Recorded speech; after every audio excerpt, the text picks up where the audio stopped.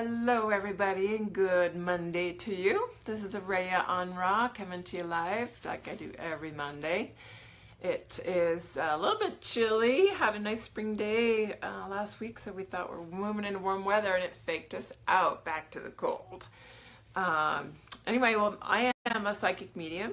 I'm an energy healer and dragon master.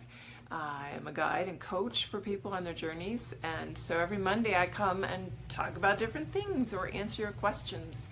And today, man, oh man, I put a post up last week and I'm getting some really interesting feedback on it, and so I wanted to talk about mirrors and how mirrors show up. God gives us these great tools all around us to show us what in our life needs work and what is great about us. And so one of the things I posted last week was a photo that basically said everything you see in someone else is also within you, good and bad. And that for me is one of those things where sometimes we see people that we admire and we look out and we go, gosh, I really wish I was like that, or don't you just love that about them? And if you're really honest with yourself and can really look at your own good, when you look at that, if you could write down the things that you love and admire about other people, those traits are within you. You just might need to do some work to dig them out and develop them. But those are part of you, and so that's why you're seeing that and acknowledging and admiring that in that other person.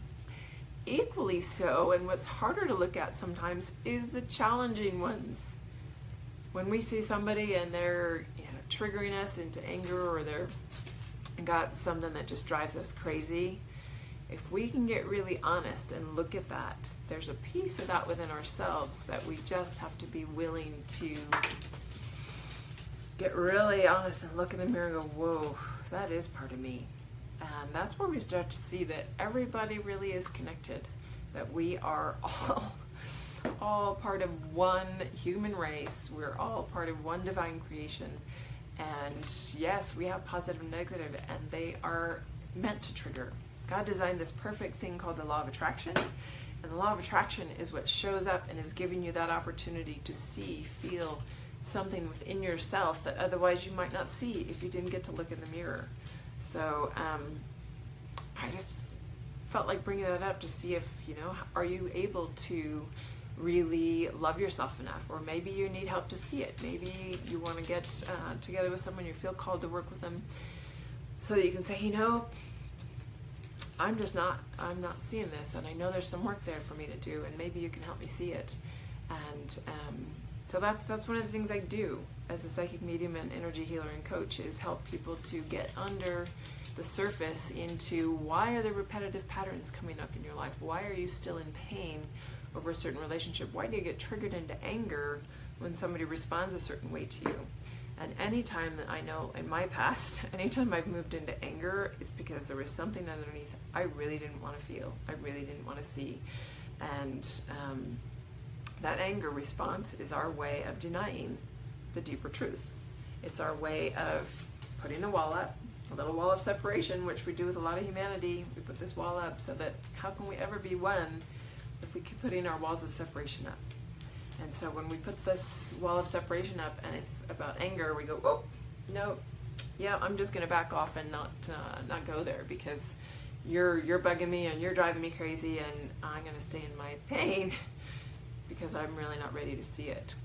But I do know that every situation, every event in my life is created perfectly by my divine creator to bring me into a place of emotion and feeling. And when I go into anger, it's because I don't want to feel the pain that's underneath it, that is really triggering for me. So maybe somebody cuts me off when I'm driving, and first off I need to look at, whoa, what just happened? And why did it trigger me? Why did I get mad and want to flip them off? Or what? Maybe I want to say, hey, and move my car back in front of theirs. Everybody has these road rage responses, right? There's a lot out there in the world about that. Maybe you don't particularly, but this is a great example just to bring something up. Maybe somebody steps in front of you in the grocery store line, or they don't allow you to step in front of them if you only have one item and you're both going at the same time. Do those little things get to you? Do they get under your skin and trigger you? And if you look deeper at that, if you can feel the anger and just let it rise and go, wow, why did that trigger me? What is it about that person? And typically it's something deeper, like they totally disrespected me, or I felt invisible because they were just driving and didn't pay attention, or they cut me off in line and it's like they didn't even see me, they didn't acknowledge me, they didn't respect me. There's a deeper something there that we're not getting to. And that's where God's saying, hey, are you ready to feel this? And if you can feel the hurt of being cut off or being maybe not seen, and they all go back to our childhood, they all go back to something really deep within us of not being respected as a child, or not being seen or heard, or maybe as a child you were told you're not to be seen or heard, you be quiet and you keep your mouth shut and you stay over there. That creates a layer of pain that later on in life, if we don't want to feel that and release that pain out of our being, then we're going to have all these experiences where God's going to come in and say, hey, you need to feel this. It's in your soul. It needs to be released. And so all these situations are going to keep coming. And usually they're repetitive. You usually have the same kind of a cycle where you feel like, man, I am always treated the same way. I know that like every time that I drive, somebody cuts me off. They're just not being considerate. Whereas I feel like I'm considerate to every person that I'm driving around. I always think to let the other guy in. But that's my own injury. It's my own space in myself of not having had that as a child. And maybe my feelings weren't taken into consideration because I was the youngest of 3. And so I got left out of decision making. I got left out of the pot of who was important and who could speak and who could talk and share. And so now it's representing in my life as an adult as somebody cutting me off on the road, or somebody cutting me off in line, or maybe they took the last one and didn't consider that, oh, I would have liked that.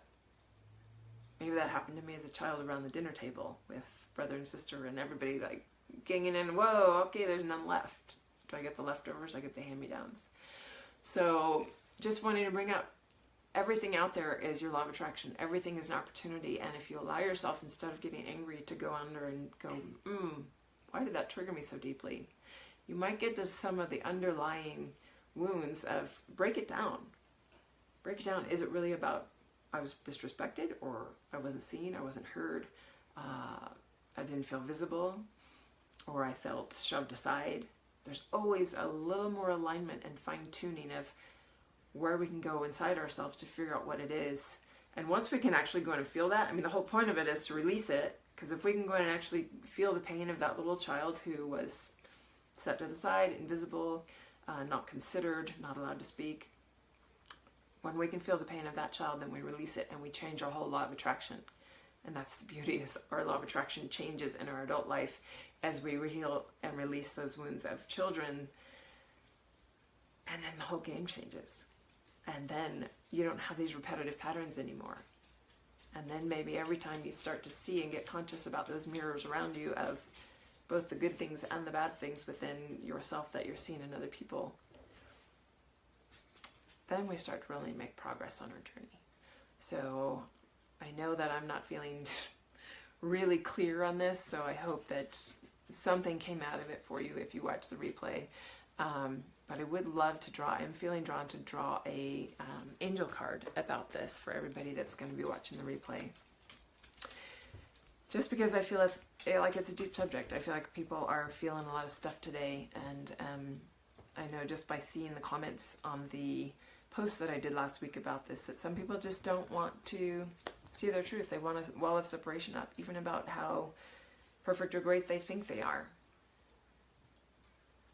Instead of being really humble and being willing to just feel more deeply and go, I wonder what that means. I wonder what's in there for me.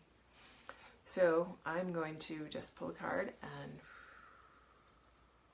this one seems to be popping up. And the intention here is just to see what message the angels have for you regarding this. Are you able to see all of your good, all the beautiful qualities within you that your angels are trying to show you when you look at others? And can you also see the hard ones? Can you see the ones that bring up a little bit more pain and make you want to put that wall of separation between you and it and go, no, just don't like that person. What do they have to show me? So peace, Archangel Azrael. Release the past. There's a more enriching future coming. Let go and let God. Wow, so if that doesn't hit home, I'm just feeling the energy of these angel cards right now as this whole topic settles in on this beautiful image of Azrael. release the past. That's basically what this whole conversation is about. God's mirrors are about releasing the past, and maybe the fact that you can't believe in yourself and see something great. Maybe somebody's a great speaker. Maybe somebody's a really great writer. Maybe they just have a way with words. Maybe they have a sense of humor that you really admire. Somewhere deep within you, that is a part of you, and God's trying to show it to you. And so by releasing the past and all of our pain, especially around the hurt and hard ones, that's where we can have a more enriching future. It's about letting go and letting God show you through the perfect law of attraction what is still in you that's out of alignment with a greater attunement of love. And that's really what the whole journey is about. It's about moving into more love, more understanding of ourselves as the loving creatures that God designed us to be, and breaking all of our walls of separation down so that we become one humanity again, thinking and feeling and reaching out for every single person who is a part of our community.